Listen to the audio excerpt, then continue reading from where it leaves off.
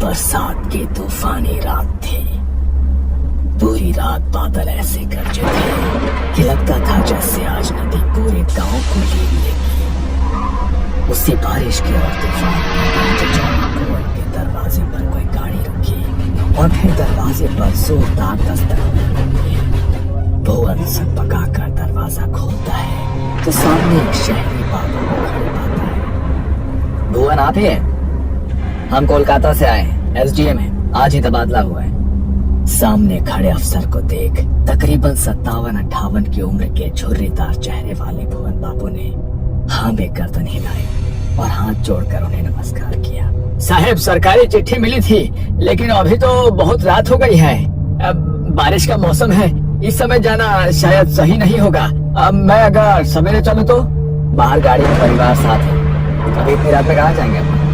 आपके लिए सरकारी बंगला तैयार कर दिया है साहब, आज ठीक समझे तो रात यहीं पे बिताए, नहीं तो जैसा आपका है। भुवन की बात सुनकर सामने खड़े अफसर के चेहरे पर असहमति के भाव दिखाई देने लगे। ठीक है, मैं आपको बंगला दिखा देता हूँ। इतना कहकर भुवन ने अपना पुराना ऐनक आंखों पर चढ़ाया और छाता लेकर घर से बाहर निकल आए। गाड़ी में बैठो, बाहर बहुत तेज बरसात है। साहब, नदी के रास्ते से जाना होगा। आप ड्राइवर से कहें कि नदी के सहारे आगे बढ़े, दाएं हाथ पर ही बंगला है। मैं गांव के कच्चे रास्ते से आता हूँ, इधर से गाड़ी नहीं पहुँच पाएगी। भुवन की बात सुनकर अफसर ने हैरानी भरी नजरों से उसे देखा और ड्राइवर को गाड़ी आगे बढ़ाने के लिए कह दिया। अजीब आदमी है, इतनी बारिश में पैदल जाने को तैयार है लेकिन गाड़ी में नहीं बैठा। वो बात नहीं है साहब, आप समझते नहीं है। गाँव के लोग दिन ढले नदी पोखर नहीं टापते, इसलिए वो रात में आने को मना कर रहे थे। गाँव की कहानियां तो जानते होंगे ना आप। खैर छोड़ो, तुम जल्दी गाड़ी चलाओ, थकान से मेरी हालत खराब है। वो देखो भुवन काका। सुगंधा की बात सुनकर सभी चौंक कर नदी के किनारे देखने लगते हैं। सचमुच ऐसा लगता था कि भुवन नदी के किनारे किनारे चल रहा। ये लो, भुवन तो इधर से ही आ रहा है और तुम बोला कि ये लोग नदी पार नहीं करता। अगर इसी रास्ते से आना था तो हमारे साथ क्यों नहीं आया? लेकिन ये पैदल इतना जल्दी इधर कैसे आए? तपन ने फिर से गाड़ी से बाहर की ओर झांका, लेकिन इस बार बारिश की तेज रफ्तार और गाड़ी की स्पीड के कारण उसे स्पष्ट कुछ नजर नहीं आया। कुछ ही देर में वो लोग एक सरकारी बंगले के सामने खड़े हुए थे। तभी पीछे के रास्ते से छाता लिए भुवन भी वहाँ आ जाता है। भुवन ने बंगले का ताला खोला और तपन बाबू उनकी पत्नी और बेटी को बंगला दिखाकर खुद रसोई की ओर आगे बढ़ गए। काका, आप इतनी जल्दी यहाँ कैसे पहुँच गए? हमने आपको नदी के पास देखा था। क्या? मुझे? नहीं, मैं तो उधर गया ही नहीं, मैं तो पीछे के रास्ते से आया हूँ। हो सकता है हमने किसी और को देख लिया हो, अंधेरे में गलतफहमी हुई होगी। बंगला बहुत अच्छा है, कभी ऐसी जगह रहने को मिलेगा सोचा नहीं था। गांव से दूर एकांत में नदी के किनारे ऐसा लगता है किसी और ही दुनिया में आ गए। मंदाकिनी, सुगंधा, इंद्राणी और तपन को बंगला काफी अच्छा लगा था, लेकिन भुवन किसी और ही सोच में गुम था। उसे समझ नहीं आ रहा था कि आखिर इतनी रात को खराब मौसम में इन लोगों ने किसे नदी किनारे देखा होगा। अब मैंने चाय बना दी है, आप लोग पी लीजिए। मैं बाहर सर्वेंट क्वार्टर में हूँ, कुछ परेशानी होगा तो बुला लीजिएगा। और हाँ, एक बात और, बंगले से नदी का किनारा सुंदर जरूर दिखता है, लेकिन आप उधर ना देखे तो बेहतर होगा। मतलब इतनी सुबह नजारा कोई क्यों नहीं देखना चाहेगा? कहने का मतलब है कि बारिश का मौसम है, गीली मिट्टी फिसलन के अलावा पानी भी बहुत है, तो आप उससे दूर रहें तो बेहतर होगा। भुवन अपने कमरे में आकर लेट गया था और लंबे सफर से थक कर आया तपन का परिवार अपने अपने कमरे में जाकर आराम करने लगा था। सुगंधा के कमरे की खिड़की से नदी का किनारा साफ दिखाई देता था। अपने कमरे में आकर वो नदी की ओर देखने लगती है। कितना सुंदर शांत नदी का किनारा है। इंद्राणी, इधर तो कितना मच्छी होगा ना?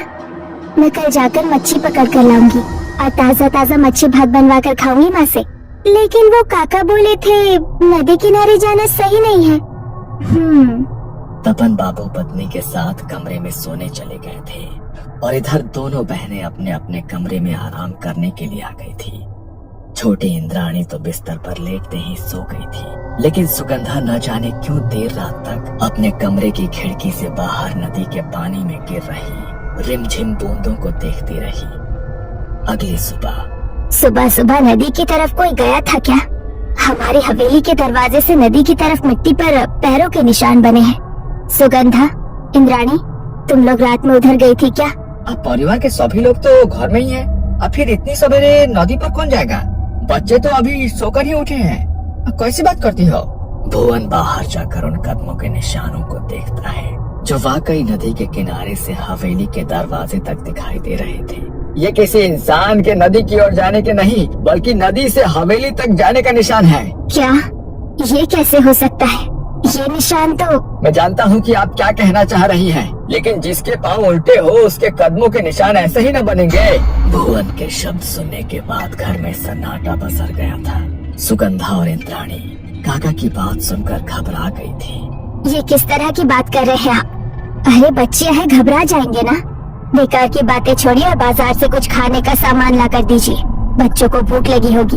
मंदाकिनी की बात सुनकर भुवन काका चुपचाप बाजार की ओर निकल जाते हैं। अगले 1-2 दिन ऐसे ही बीत गए थे। दोनों बहनों ने माँ के साथ मिलकर घर लगभग सेट कर लिया था। सुगंधा, इधर सुन तो जरा। जा बाजार से मछली लेकर आ, आज मच्छी भात बनाएंगे। और कहीं रुक मत जाना, अंधेरा होने से पहले लौट कर आना है। ठीक है माँ, मैं जाती हूँ। 16 साल की सुगंधा घर से निकली तो उसे नदी के किनारे एक लड़की दिखाई दी जो हाथ के इशारे से उसे बुला रही थी। तुम भी यही रहती हो क्या? सुगंधा की बात सुनकर दूसरी लड़की ने रहस्यमयी सी मुस्कान के साथ उसे ऊपर से नीचे तक देखा और हाँ में गर्दन हिला दी। बड़ी बड़ी काजल से सजी आंखें, मोटी चोटी, मनमोहक सा खूबसूरत चेहरा जिस पर से सुगंधा की नजर नहीं हट रही थी। कल मिलोगी, साथ में खेलेंगे। अभी मुझे बाजार जाना है मच्छी लेने, नहीं तो माँ नाराज होगी। की मच्छी? हमें माछ खेते चाहिए, मुझे मच्छी दोगी? अचानक ही सुगंधा के कानों में इंद्राणी की आवाज टकराती है। सुगंधा, ए सुगंधा, उधर क्या कर रही है?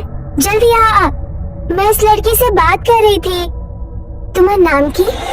सुगंधा ने जैसे ही उस लड़की की ओर गर्दन घुमाई तो देखा कि अभी वहाँ कोई भी नहीं था। सुगंधा को कुछ समझ नहीं आ रहा था कि अचानक वो सुंदर सी लड़की कहाँ चली गई। हैरान होकर वो इंद्राणी के पास आती है। उधर अकेले क्या कर रही थी? माँ ने तुझे बाजार जाने को बोला ना? हाँ, लेकिन मैंने अभी एक लड़की को देखा, वो मुझसे बातें कर रही थी, फिर अचानक पता नहीं कहाँ गायब हो गई। बहुत सुंदर थी, कह रही थी यही रहती है। बातें मत बना, कोई नहीं था वहाँ, अकेले में पता नहीं क्या बड़बड़ा रही थी उधर। अच्छा सुन, माँ ने बोला है आते हुए कुछ मीठा भी लेते आना, और हाँ थोड़ा जल्दी जाओ। सुगंधा जल्दी जल्दी बाजार के लिए निकल गई थी, लेकिन बार बार उसके मन में उसी लड़की का ख्याल आ रहा था। बाजार से मच्छी और रसगुल्ला लेकर लौटने में उसे अंधेरा हो गया था। जैसे ही वो नदी के नजदीक पहुंचती है उसे नदी के पानी में तेज हलचल महसूस होने लगती है। सुगंधा चौंक कर इधर उधर देखती है, आसपास कोई नजर नहीं आता। अचानक उसे तेज सड़न जैसी महक महसूस होती है, जैसे सड़ी हुई मछली किसी ने उसके सामने रख दी हो। सुगंधा ने अपनी चाल तेज कर दी थी, तभी उसे अपने साथ साथ किसी परछाई के चलने का एहसास होता है। सुगंधा चौंक कर पीछे मुड़ती है, लेकिन वहाँ कोई नजर नहीं आ रहा था। अचानक ही पेड़ से एक डाली टूटकर उसके सामने आकर गिर पड़ती है। तभी सुगंधा के कानों में एक आवाज गूंजती है, आके माछ दो। वो आवाज सुनकर सुगंधा के रोंगटे खड़े हो गए थे।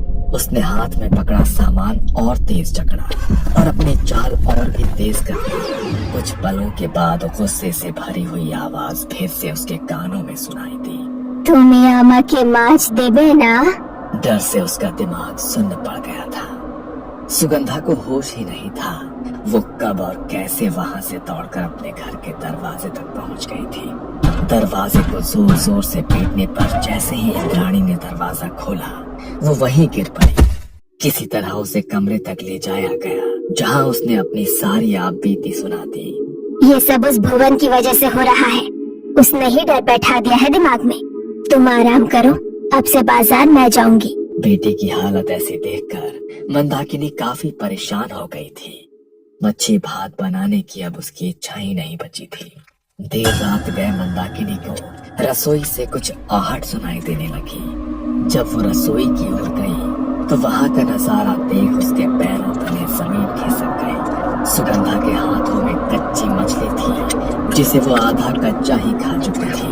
उसके कपड़ों और मुंह पर खून लगा था और वो इस समय किसी राक्षस जैसी डरावनी नजर आ रही थी। सुगंधा, ये क्या कर रही हो तुम? क्या हुआ है तुझे? भूख लगी थी, इसने मुझे मच्छी खिलाई। अब मैं इसके साथ रहूंगी।